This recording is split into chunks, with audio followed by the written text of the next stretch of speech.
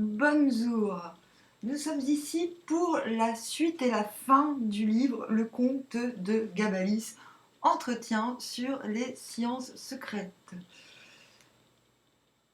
Et donc, cela s'appelle Oraison des salamandres, et je m'en souviens plus. Immortel, éternel, ineffable et sacré Père de toutes choses, qui est porté sur le chariot roulant sans cesse des mondes qui tournent toujours. Dominateur des campagnes éthériennes, où est élevé le trône de ta puissance, du haut duquel tes yeux redoutables découvrent tout, et tes belles et saintes oreilles écoutent tout. Exauce tes enfants que tu as aimés dès la naissance des siècles, car ta dorée et grande et éternelle majesté resplendit au-dessus du monde et du ciel des étoiles. Tu es élevé sur elle, ô feu étincelant. Là tu t'allumes et t'entretiens toi-même par ta propre splendeur. Et il sort de ton essence des ruisseaux intarissables de lumière qui nourrissent ton esprit infini. Cet esprit infini produit toutes choses et fait ce trésor inépuisable de matière qui ne peut manquer à la génération qui l'environne toujours à cause des formes sans nombre dont elle est enceinte et dont tu la remplis au commencement. De cet esprit tirent aussi leur origine ces rois très saints qui sont debout autour de ton trône et qui composent ta cour, ô Père universel, ô unique, ô Père des bienheureux mortels et immortels. Tu as créé en particulier des puissances qui sont merveilleusement semblables à ton éternelle pensée et à ton essence adorable. Tu les as établis supérieurs aux anges qui annoncent au monde tes volontés. Enfin, tu nous as créé une troisième sorte de souverain dans les éléments. Notre continuel exercice est de te louer et d'adorer tes désirs. Nous brûlons du désir de te posséder, ô Père, ô Mère la plus tendre des mères, ô l'exemplaire admirable des sentiments et de la tendresse des mères, ô Fils, la fleur de tous les fils, ô forme de toutes les formes, âme, esprit, harmonie et nombre de toutes choses.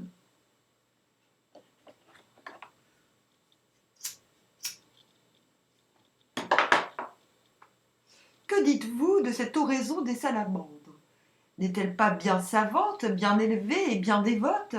Et de plus, bien obscure, répondis-je. Je la vois, oui, paraphraser un prédicateur qui prouvoit par là que le diable, entre autres vices qu'il a, est surtout grand hypocrite. Eh bien, s'écria le comte, quelle ressource avez-vous donc, pauvre peuple élémentaire? Vous dites des merveilles de la nature de Dieu, du Père, du Fils, du Saint-Esprit, des intelligences assistantes, des anges des cieux. Vous faites des prières admirables et les enseignez aux hommes. Et après tout, vous n'êtes que lutin hypocrite, monsieur, interrompis-je. Vous ne me faites pas plaisir d'apostropher ainsi ces gens-là. Eh bien, mon fils, reprit-il, ne craignez pas que je les appelle, mais que votre faiblesse vous empêche du moins de vous étonner à l'avenir de ce que vous ne voyez pas autant d'exemples que vous en voudriez de leur alliance avec les hommes. Hélas, où est la femme à qui vos docteurs n'ont pas gâté l'imagination, qui ne regarde pas avec horreur ce commerce et qui ne trembla pas à l'aspect d'un sylphe? Où est l'homme qui ne fuit pas les voir, qui ne fuit pas de les voir, s'il se pique un peu d'être homme de bien? Trouvons-nous que très rarement un honnête homme qui veuille de leur familiarité? Et n'y a-t-il que des débauchés ou des avares, ou des ambitieux ou des fripons qui recherchent cet honneur qu'ils n'auront pourtant jamais? Vive Dieu! Parce que la crainte du Seigneur est le commencement de la sagesse. Non, non, il faut vraiment que je fasse une petite pause, parce que c'est bientôt fini et après j'aurais plus envie d'en parler. C'est clair que vouloir, à partir du principe que les éléments puissent nous obéir, c'est quand même assez... Enfin, alors, par contre, je ne doute aucunement que certains le fassent et que ce livre nous explique comment le faire. Mais, mais en fait, la soumission, c'est un truc qui me dérange. Enfin, Bon, certains qui me connaissent vraiment et qui pensent que j'ai des pouvoirs magiques diront oui, Amandine, tu exagères, tu es capable de faire des trucs de fou, des fois, oui, mais je, je n'utilise pas la soumission. C'est-à-dire, des fois, oui, des fois, je vis des trucs très très magiques, et des fois, je réalise que c'est un peu de ma faute, oui. Mais c'est pas la volonté qui me fait faire des trucs magiques, et c'est pas encore moins la volonté de soumettre, donc que ce soit des éléments ou autres. Je trouve que c'est de la triche. C'est pour ça que même si je n'aime pas la moquerie, je trouve quand même que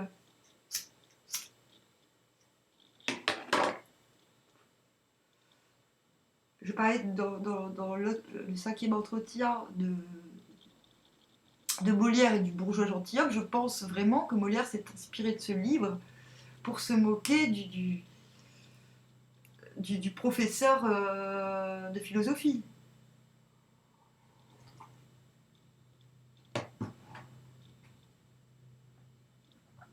Et qu'on peut se demander parce qu'en plus, l'abbé Villard, il s'appelle Montfaucon. Montfaucon.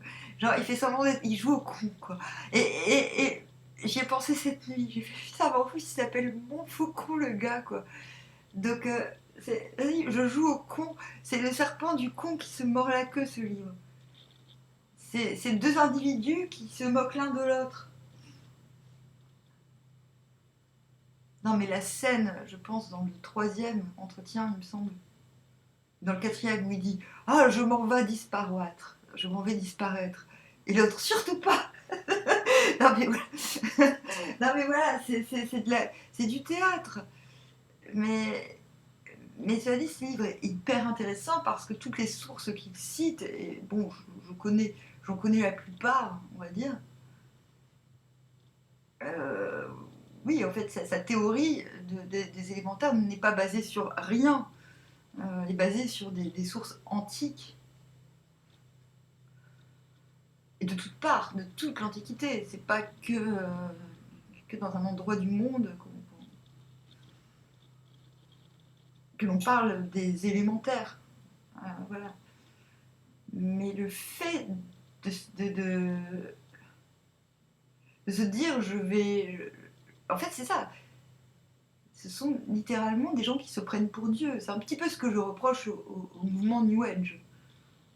C'est-à-dire, moi je pense qu'il faut être souverain, oui, mais être souverain de soi-même.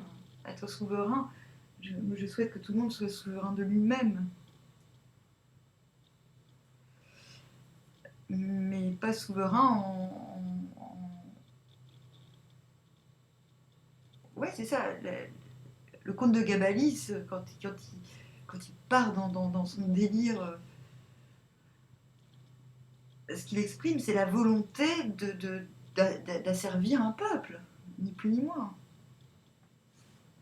Bon, déjà, il a cité Aristote, c'est une grosse erreur, parce qu'Aristote, c'est- enfin bon, c'est un vaste sujet, on en parlera peut-être plus tard.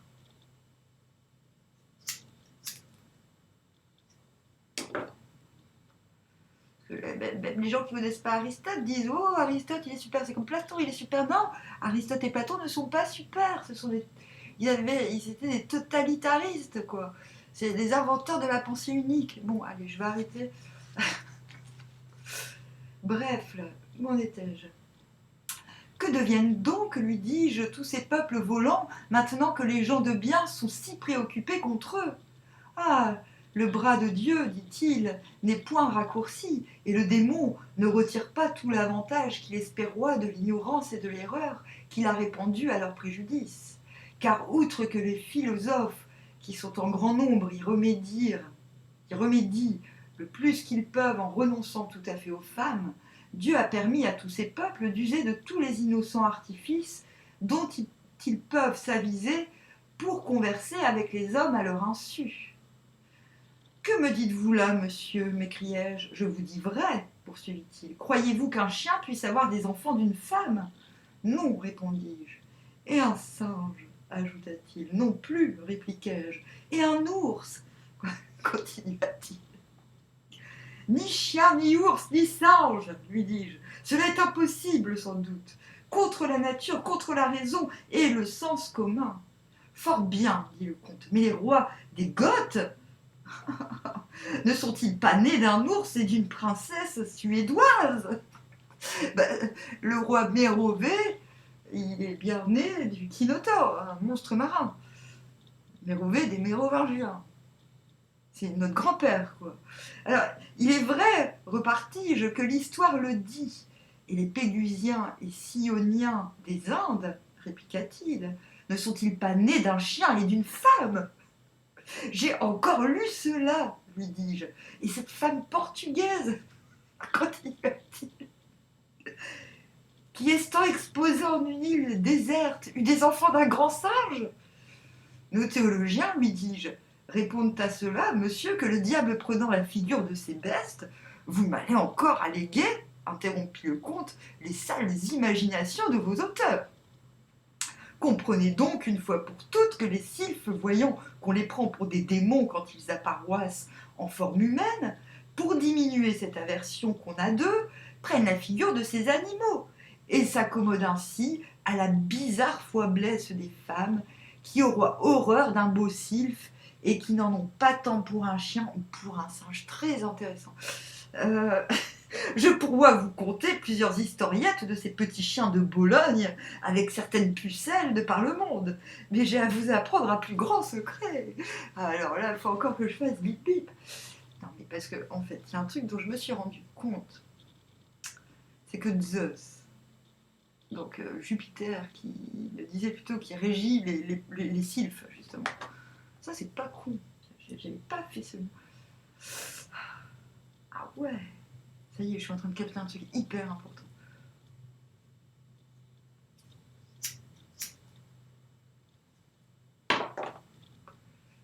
Alors, ce que je voulais dire tout à l'heure, c'est pas parce que j'apprécie le contenu que je valide l'usage que le conte veuille en faire. Faire. Non mais c'est vrai. On va dire la religion bizarre du conte, pour moi, ça part plutôt au New Age.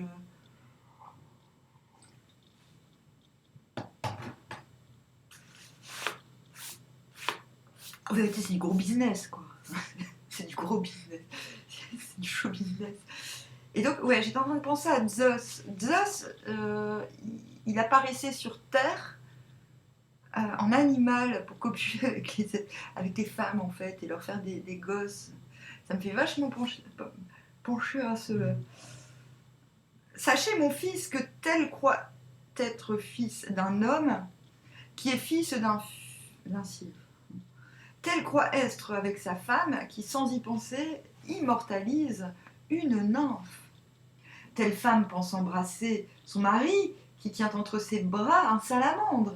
Et telle fille jurera à son réveil qu'elle est vierge, qui a eu durant son sommeil un honneur dont elle ne se doute pas. Bah, à quoi bon? Ainsi, le démon et les ignorants sont également abusés. Quoi?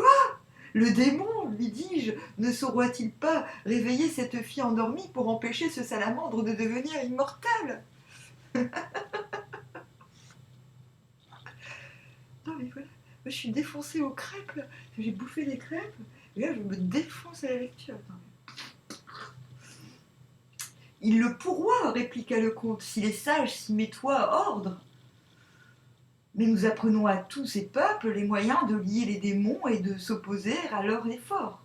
Ne vous disais-je pas l'autre jour que les sylphes et les autres seigneurs des éléments sont trop heureux que nous voulions leur montrer la cabale? Sans nous, le diable, leur grand ennemi, les inquiétera fort, et ils auront de la peine à s'immortaliser à l'inseu des filles. Du coup, pour en revenir à... Parce que oui, je suis capable de réfléchir à plusieurs trucs en même temps. À Zeus et à ces animaux qu'il incarnait, c'est quand même... Ça, c'est quand même une des grandes enquêtes de ma vie sur les animaux qui apparaissent et disparaissent. Bloum, bloum.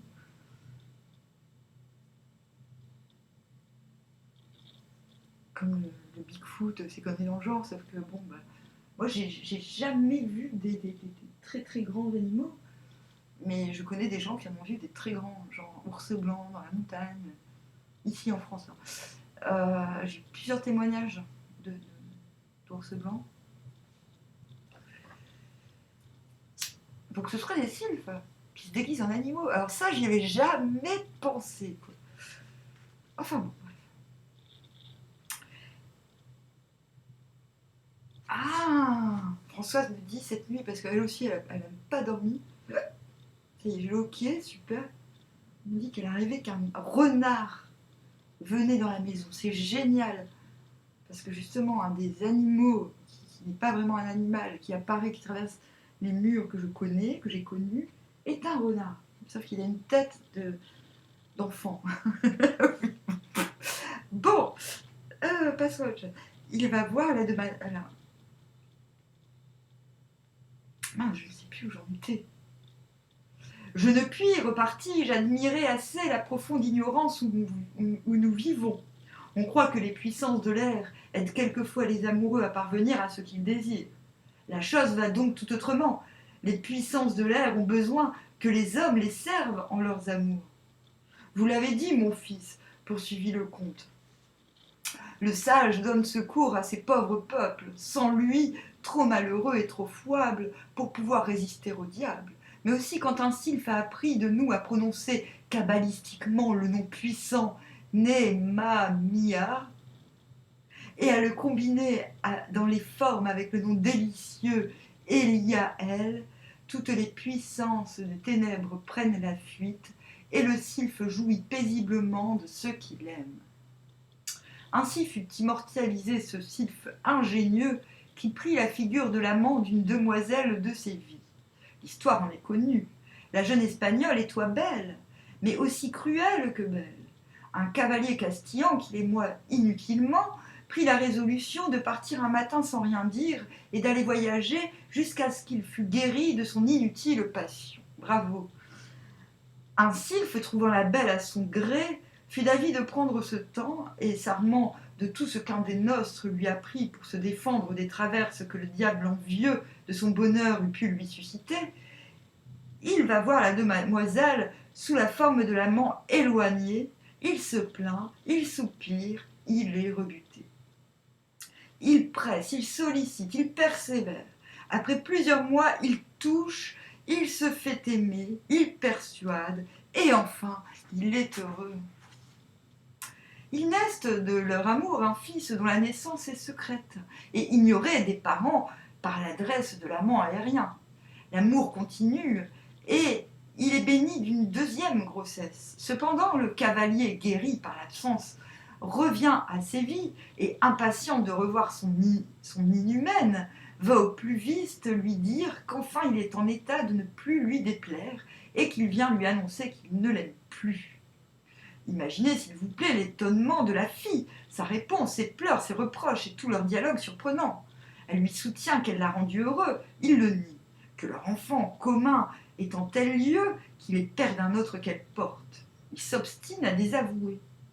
Elle se désole, s'arrache les cheveux, les parents accourent à ses cris, l'amante désespérée continue ses plaintes et ses invectives, on vérifie que le gentilhomme soit absent depuis 2 ans, on cherche le premier enfant, on le trouve et le second naquit en son terme.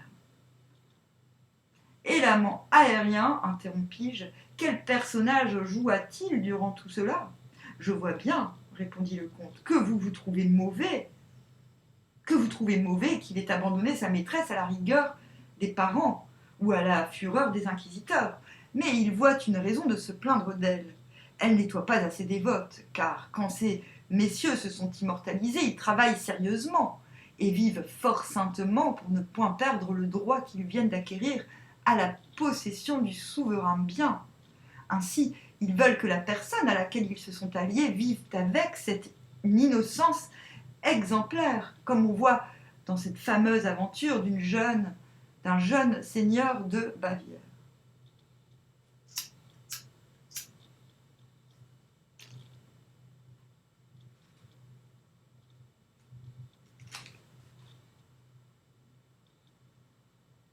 Ah, je croyais que ça marchait pas. Il est tout inconsolable de la mort de sa femme qu'il émoit passionnément. Une sylphide fut conseillée par un de nos sages de prendre la figure de cette femme. Elle le crut et s'alla présenter au jeune homme affligé, disant que Dieu l'avoir ressuscité pour le consoler de son extrême affliction.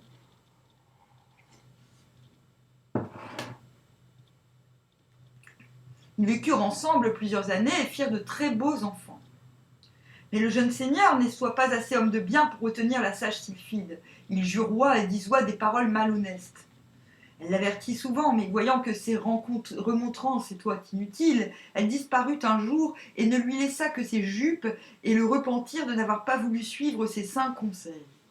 Ainsi, vous voyez, mon fils, que les sylphes ont quelquefois raison de disparaître. Et vous voyez que le diable ne peut empêcher, non plus que les fantasques caprices de vos théologiens, que les peuples des éléments ne travaillent avec succès à leur immortalité quand ils sont secourus par quelqu'un de nos sages.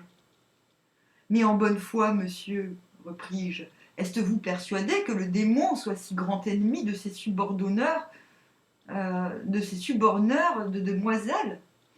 Ennemi mortel, dit le comte, surtout des nymphes, des sylphes et des salamandres, car pour les gnomes il ne l'est pas si fort, parce que, comme je crois vous avoir appris, ces gnomes, effrayés des hurlements des diables qu'ils entendent dans le centre de la terre, aiment mieux demeurer mortels que courir risque d'être ainsi tourmentés s'ils acquéroient l'immortalité. De là vient que les gnomes et les démons, leurs voisins, ont assez de commerce. Ceux-ci persuadent aux gnomes, naturellement très amis de l'homme, que c'est lui rendre un fort grand service et le délivrer d'un grand péril que de l'obliger de renoncer à son immortalité. Ils s'engagent pour cela de fournir à celui à qui ils peuvent persuader cette renonciation tout l'argent qu'il demande, de détourner les dangers qui pourront menacer sa vie durant certains temps, ou telle autre condition qu'il plaise à celui qui fait ce malheureux pacte. Ainsi le diable, le méchant, qui n'est pas l'entremise de ce gnome, fait devenir mortelle l'âme de cet homme et la prive du droit de la vie éternelle.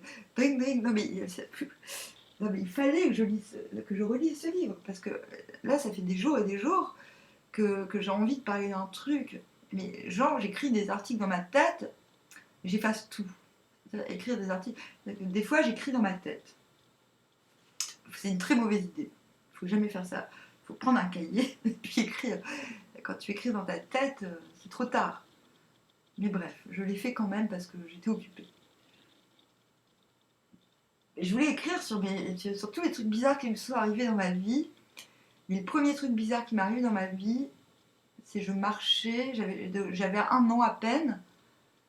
Je me souviens, je parlais même pas, ou très peu.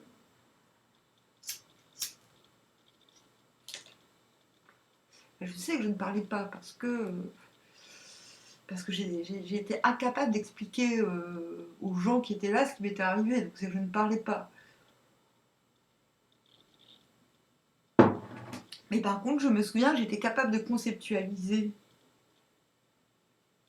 Et donc, ce qui m'est arrivé, c'est que j'étais dans un jardin, c'était à Nîmes, dans le sud. Je me souviens plus du nom de la rue, par contre.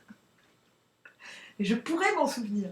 Non, mais j'étais dans ce jardin, il y avait une 2 chevaux, non, il y avait une cacahuète, une petite voiture sans permis dans le garage, je me souviens. Je pense qu'elle était blanche. Et soudain, un nain apparaît. Et je pense que, du coup, là, je suis en train de me dire, mais c'est un gnome, en fait. Mais minuscule, genre, il faisait ma taille, sauf qu'il était vieux. Mais vieux. Mais vieux, mais pas vieux. C'est-à-dire que un nain, comme on peut les imaginer, et il me dit, viens, je t'emmène.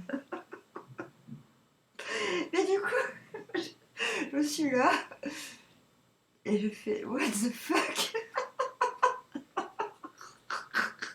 Non mais je me souviens, ah non, je fais, mais c'est quoi ce délire? Non, mais c'est pas, je sais pas, j'ai bugué quoi, à 1 an j'ai bugué. C'est quoi ce truc boum, il apparaît, allez viens, je t'emmène.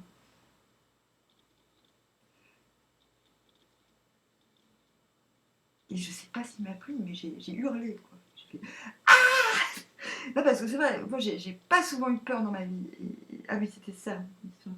Je voulais écrire un truc sur toutes les fois où j'ai eu peur. Et franchement, c'est pas arrivé souvent.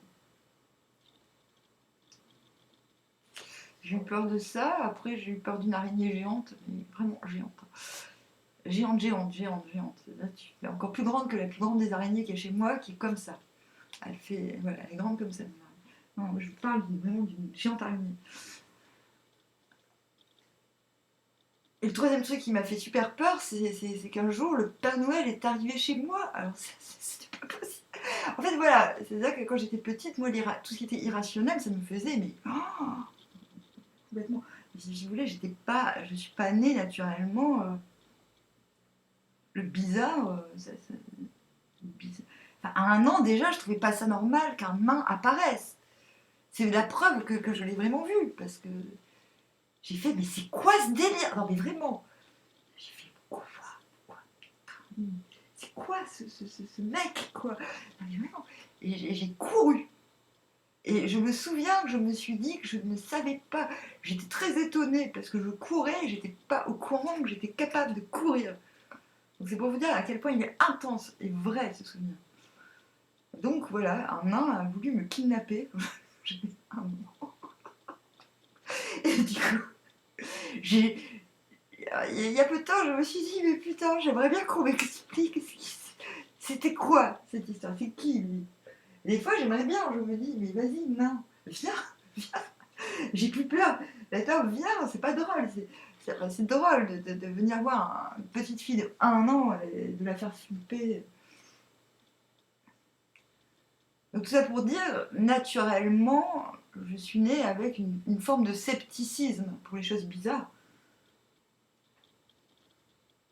J'ai pas fait youpi, je suis en train de faire un truc extraordinaire. Un nain vient me kidnapper. Ouais, non, non, non, j'ai pas du tout dit ça. Voilà. Et maintenant, c'est vrai que assez jeune, je me suis dit, oh, quand même, avoir peur, c'est pas drôle. Alors, c'est là que j'ai commencé, donc très jeune. Putain, encore le mec qui court dans la rue, quoi. Il y a un mec qui court dans la rue, avec sa capuche. Euh,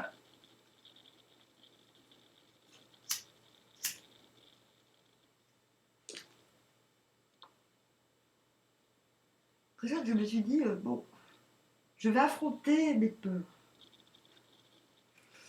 Voilà. C'est pour ça que j'en suis arrivée à un stade où je peux voir n'importe quoi, je n'ai pas peur, en fait. Je fais, ok, ok. Voilà.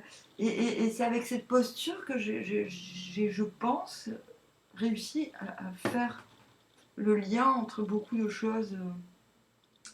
Enfin, on dira, j'ai aimé lier le naturel au surnaturel. D'ailleurs, j'ai inventé une phrase, c'est l'énergie est le point de rencontre entre le visible et l'invisible. Voilà. C'est ça, c'est ce que j'ai réalisé en observant la nature.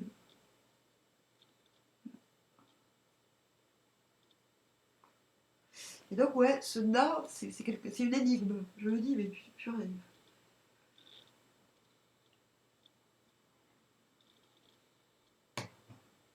Parce que même, moi, on me raconte une histoire de nain, je n'y crois pas. Je dis, mais oui, oui, c'est ça, les nains. Oui, il y a un nain. Enfin, moi, on me raconterait ça, mais voilà, je sais ce que j'ai vécu et voilà. Donc, non, si quelqu'un me parle d'un témoignage, ok.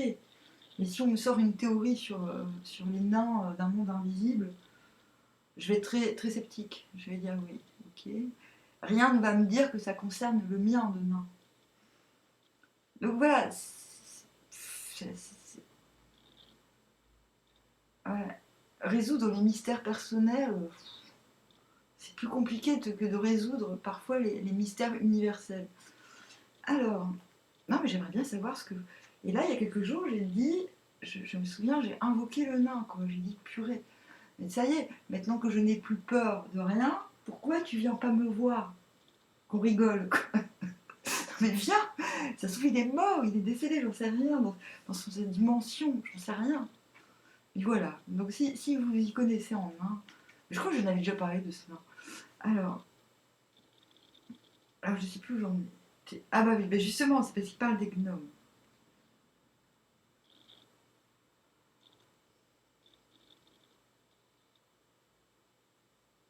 Alors, comment, monsieur, m'écriai-je, ces pactes, à votre avis, desquels les démonographes racontent tant d'exemples, ne se font point avec le démon? Non, seulement, reprit le comte. Le prince du monde n'a-t-il pas été chassé dehors? N'est-il pas renfermé? N'est-il pas lié? N'est-il pas né, qui est resté au fond de l'ouvrage du suprême et archétype distillateur? Et peut-il monter dans la région de la lumière et y répandre ses ténèbres concentrées? Il ne peut rien contre l'homme, il ne peut qu'inspirer aux gnomes, qui sont ses voisins, de venir faire ses propositions à ceux d'entre les hommes qu'il craint le plus, qui soient sauvés afin que leur âme meure avec le corps. Et selon vous, ajoutai-je, ces âmes meurent? Elles meurent, mon enfant, répondit-il, et ceux qui font ces pactes-là ne sont point damnés, poursuivis-je. Ils ne le peuvent être, dit-il, car leur âme meurt avec le corps. Ils sont donc quittes. À bon marché, repris-je.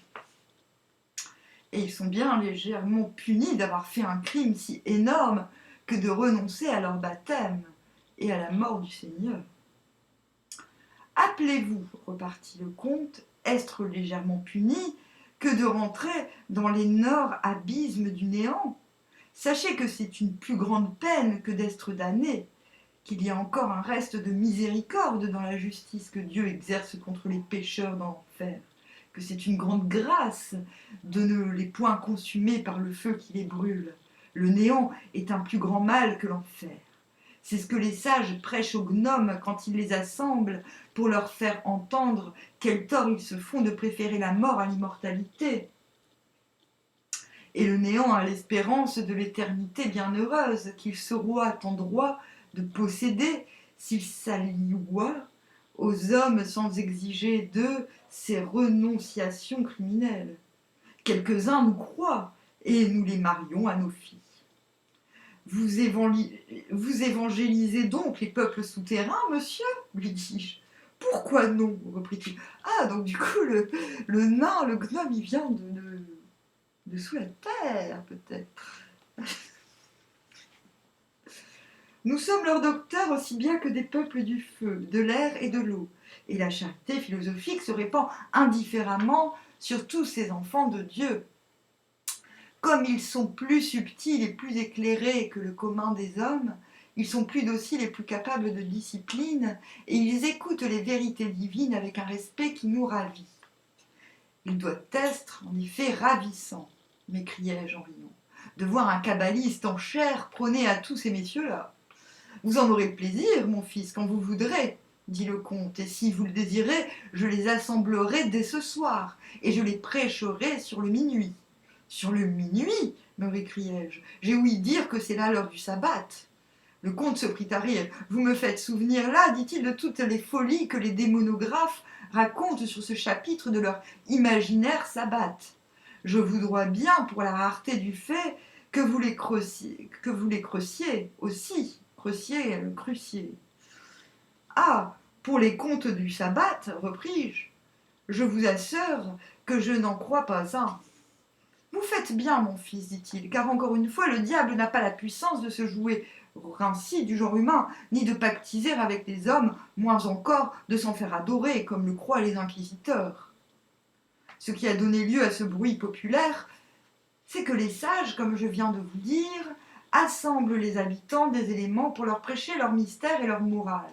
Et comme il arrive ordinairement que quelque gnome revient de son erreur grossière, comprend les horreurs du néant et consent qu'on l'immortalise, on lui donne une fille, on le marie, la noce se célèbre avec toute la réjouissance que demande la conquête qu'on vient de faire.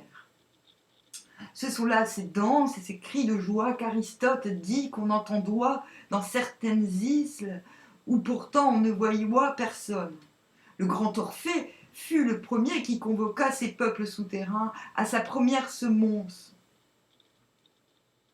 Sabasius, le plus ancien des gnomes, fut immortalisé, et c'est de ce Sabasius qu'a pris son nom cette assemblée dans laquelle les sages lui ont adressé la parole tant qu'il a vécu, comme il paroisse dans les hymnes du divin Orphée. Les ignorants ont confondu les choses et ont pris occasion de faire là-dessus 1000 contes impertinents et de décrier une assemblée que nous ne convoquons qu'à la gloire du souverain est. Je n'eusse jamais imaginé, lui dis-je, que le sabbat fût une assemblée de dévotion. C'en est pourtant une, repartit-il, très sainte et très cabalistique, ce que le monde ne se persuadera pas facilement. Mais tel est l'aveuglement déplorable de ce siècle injuste. On s'enteste d'un bruit populaire et on n'en veut point n'être détrompé. Les sages ont beau dire, les sots en sont plutôt crus.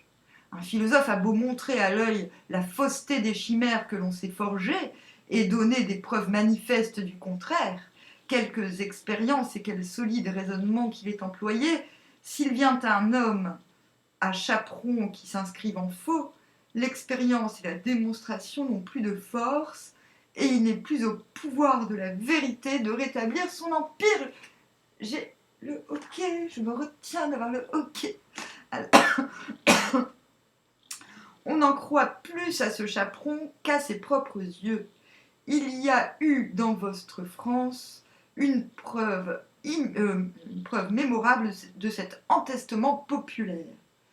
Le fameux kabbaliste Zédéchias se mit dans l'esprit, sous le règne de votre Pépin, de convaincre le monde que les éléments sont habités par tous ces peuples dont je vous ai décrit la nature. L'expédient dont il s'avisa fut de conseiller aux sylphes de se montrer en l'air à tout le monde. Ils le firent avec magnificence.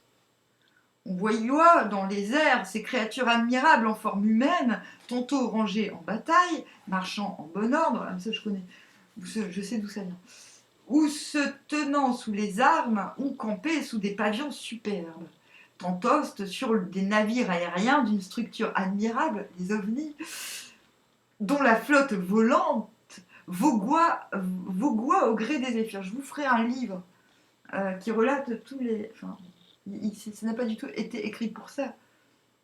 Mais c'est une chronique je sais pas, à partir du 8e siècle, je crois, ou du 7e siècle, jusqu'à, je pense, la Révolution, de tous tous les faits bizarroïdes qui se sont passés en France. Je vous le lirai, ce livre. Qu'arriva-t-il? Pensez-vous que ce siècle ignorant s'avisaste de raisonner sur la nature de ces spectacles merveilleux? Le peuple crut d'abord que c'estoient des sorciers, qui s'estoient emparés de l'air pour y exciter des orages et pour faire grêler sur les moissons. Les savants théologiens et jurisconsultes furent bientôt de l'avis du peuple. Les empereurs le crurent aussi. Et cette ridicule chimère alla si avant que le sage Charlemagne et après lui Louis le Débonnaire imposèrent de grièves peines à tous ces prétendus tyrans de l'air. Imagine, tu vois un ovni et tu le mets au procès, quoi. Ils sont forts. Ah non, mais c'est vrai, ça c'était en l'an 1000. Parce qu'en l'an 1000, tout le monde est devenu fou. C'était comme en l'an 2000, tout le monde pensait que ça allait être la fin du monde. Non, mais ouais. Voyez cela dans les premiers chapitres des capitulaires de ces deux empereurs. C'est vrai.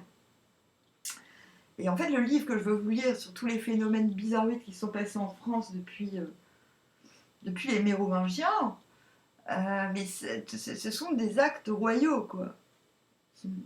Alors, les sylphes voyant le peuple, les pédants et les testes couronnés même, se gendarmer ainsi contre eux, résolurent, pour faire perdre cette mauvaise opinion qu'on avoit de leur flotte innocente, d'enlever des hommes de toutes parts, de leur faire voir leurs belles femmes, leur république et leur gouvernement, et puis les remettre à terre en divers endroits du monde. Abduction. Ils le firent comme ils la voient projetée. C'est une histoire vraie. Il y a des gens qui ont failli finir brûlés parce qu'ils avaient été enlevés par des ovnis. Le peuple qui voyait descendre ces hommes, c'est hyper connu, à Lyon notamment. Yacourroie de toutes parts est prévenu que c'est toi des sorciers qui se détachoient de leurs compagnons pour venir jeter des venins sur les fruits et dans les fontaines. Suivant la fureur qu'inspirent de telles imaginations, entraîne-moi ces innocents au supplice. Ben voilà. Il est incroyable quel grand nombre il en fit périr par l'eau et par le feu dans tout le royaume. Il arriva qu'un jour, imagine, tu dis ouais coucou, je me suis fait enlever par les ovnis, bam, on t'arrête, on te brûle quoi. Il arriva qu'un jour, entre autres, on vit à Lyon, voilà, descendre de ces navires aériens 3 hommes et une femme.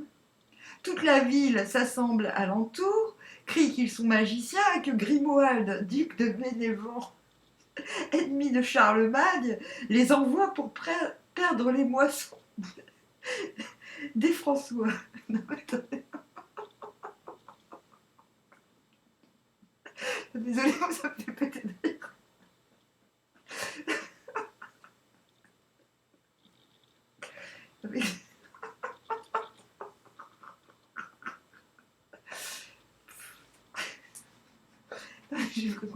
J'ai vraiment mal aux abdos.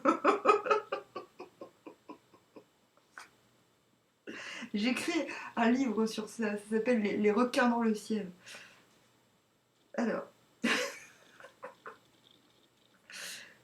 les 4 innocents ont beau dire pour leur justification qu'ils sont du pays mesme, qu'ils ont été enlevés depuis peu par des hommes miraculeux qui leur ont fait voir des merveilles inouïes et les ont priés d'en faire le récit, le peuple entesté n'écoute point leur défense et il alloit les jeter dans le feu. Ah. Quand le bonhomme Agobard, évêque de Lyon, qui avoit acquis beaucoup d'autorité, étant moine dans cette ville, accourut au bruit et ayant ouï l'accusation du peuple et la défense des accusés, prononça gravement que l'une et l'autre étoient fausses, qu'il n'est pas vrai que ces hommes fussent descendus de l'air et que ce qu'ils disoient y avoir eu veut et soit impossible. Le peuple crut plus à ce que disoit son bon père Agobard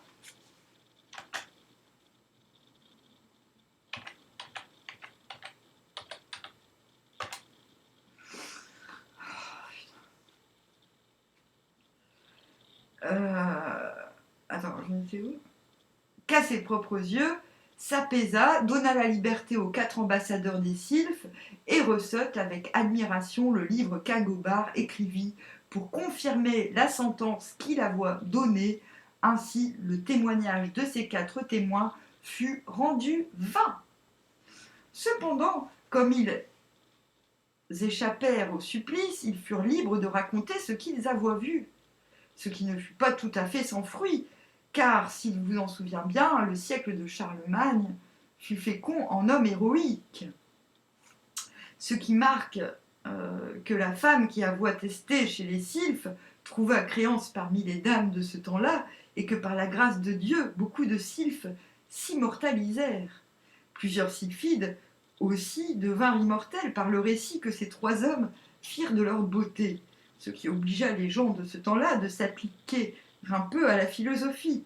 Et de là sont venues toutes ces histoires de fées que vous trouvez dans les légendes amoureuses du siècle de Charlemagne et des suivants.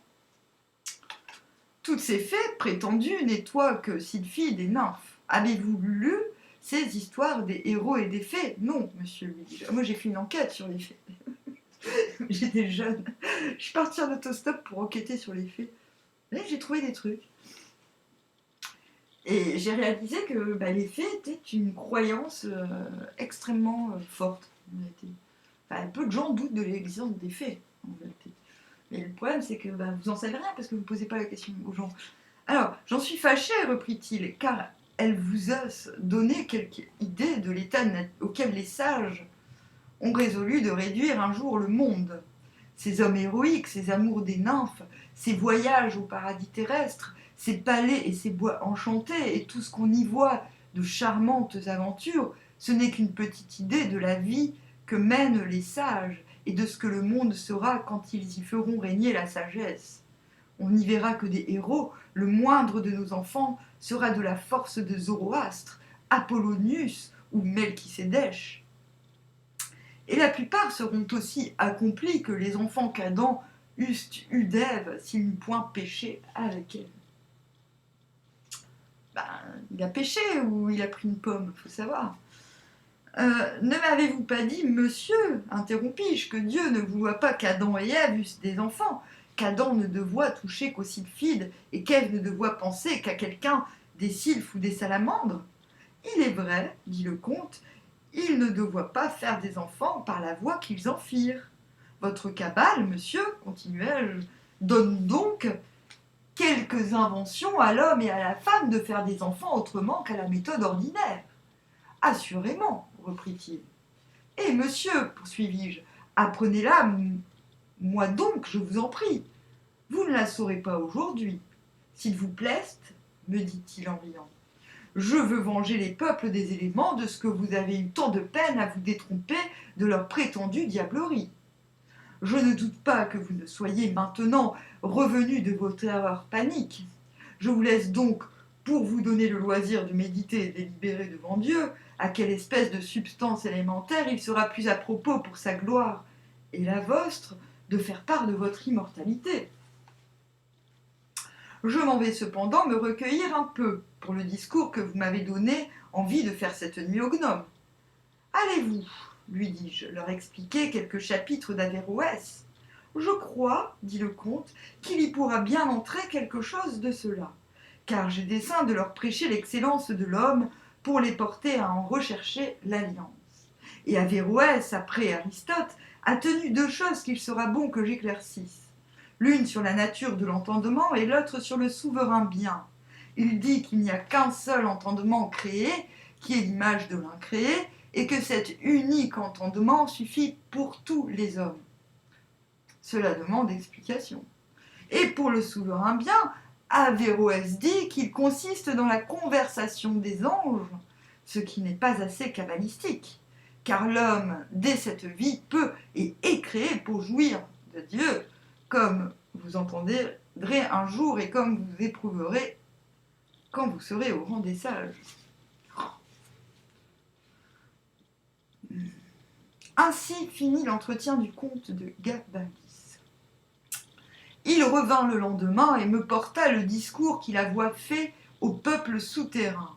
Il est merveilleux. Je le donne au roi avec la suite des entretiens qu'une vicomtesse et moi avons eus avec ce grand homme, si j'ai toi sœur, que tous mes lecteurs eussent l'esprit droit et ne trouvassent pas mauvais que je me divertisse aux dépens des fous.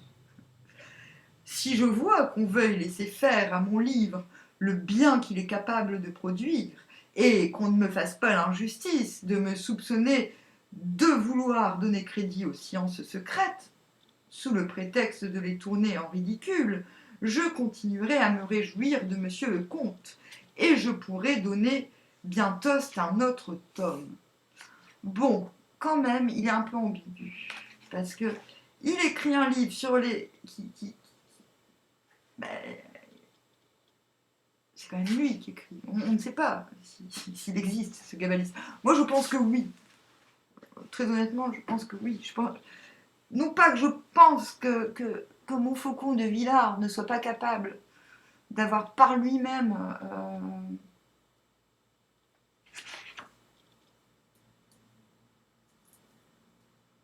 enfin, ce peuvent être les recherches de l'auteur, hein,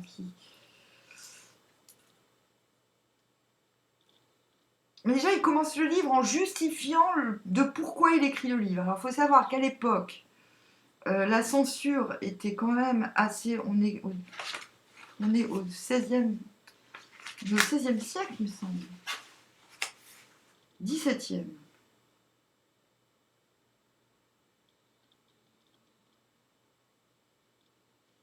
Ah ouais, 1600. Première édition, il me semble 1653. Donc c'est bien avant Molière.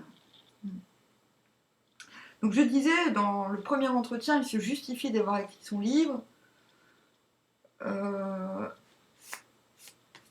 parce qu'il craint la censure, et il a bien raison, parce que de toute manière, ce livre, j'en suis sûre, a été interdit au bout d'un moment. Je le sais parce que j'ai eu une édition de Londres. Or, pourquoi fait-on éditer quand on est parisien un livre à Londres à l'époque? C'est quand il est censuré en France. Voilà. Donc, quand un livre était censuré en France, ce qui est arrivé très souvent, parce qu'en gros, en France, quand un livre ne fait pas l'apologie du roi, il est censuré. En gros.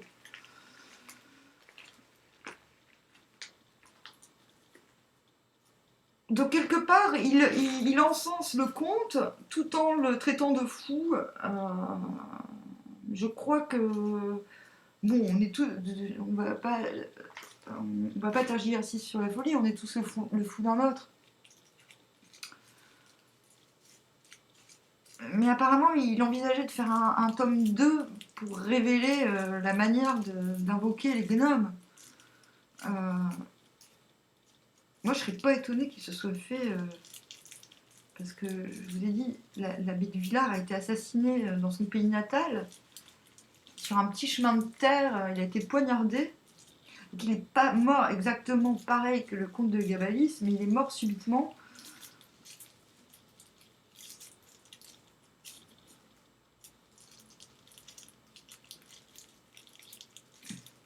Et comment dire? Bon, de toute manière, que Gabalis ou non ait existé, Montfaucon de Villars, quoique curé, était complètement... il était complètement fasciné, on va dire, par les sciences secrètes, et par la cabale en général. Donc de toute manière, s'il voulait faire passer son message, il était obligé de faire le faucon. Le faucon. Il était obligé de faire vraiment le faucon. Il était... Voilà, pour faire passer son message, il fallait qu'il fasse style, qu'il se foutait de la gueule du machin. En même temps, du compte... D'ailleurs, j'avais trouvé un anagramme, Gavalis.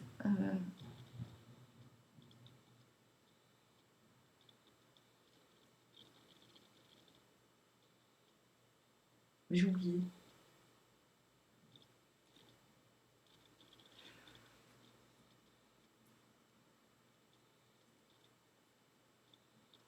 Et donc, désolé, j'ai des blancs. Non, c'est parce que là, je suis pas dans la bonne dimension. Il faut me laisser arriver à la dimension dans laquelle j'ai envie d'être.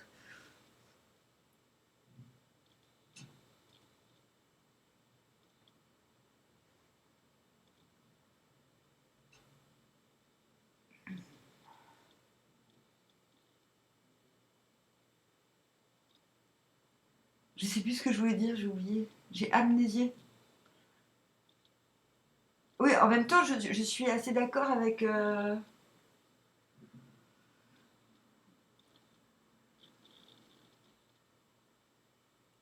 En fait, ce qu'il traite de folie chez le comte de Gabalis, c'est ce que je trouve aussi extrêmement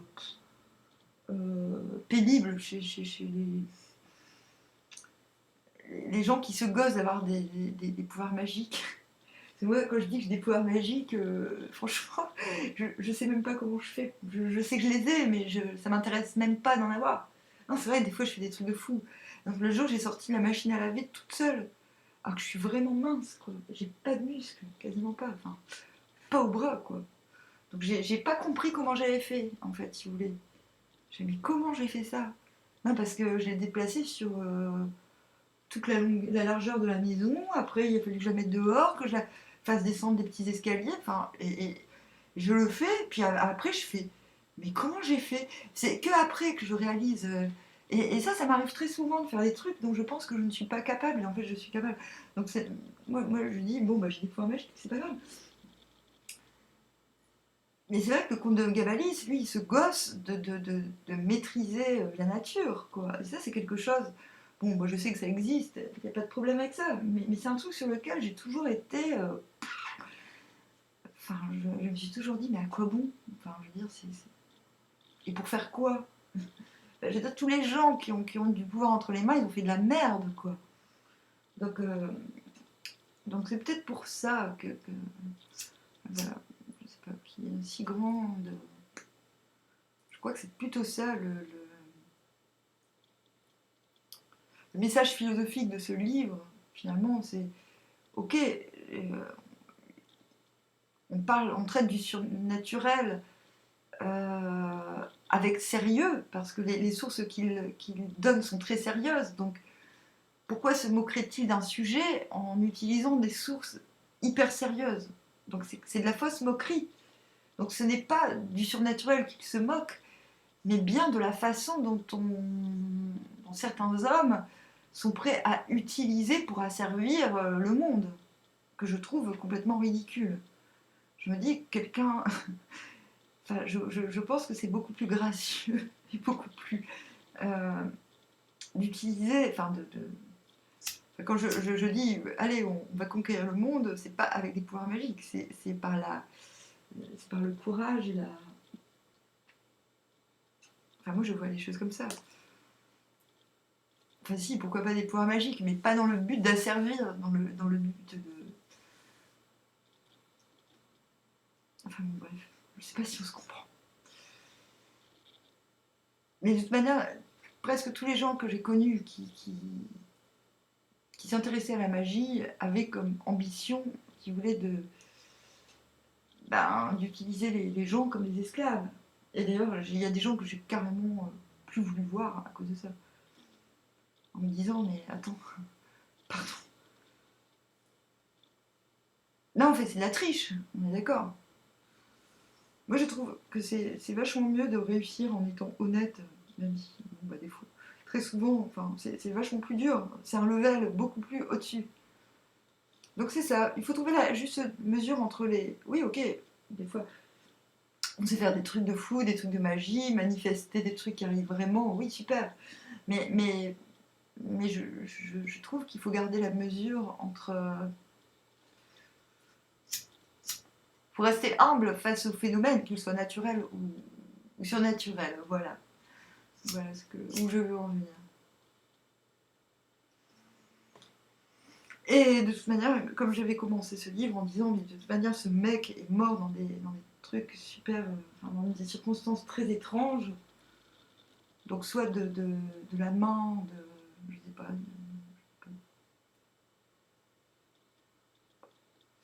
je ne sais pas qui, je ne vois pas qui a pu le tuer. Je pense que je l'ai su.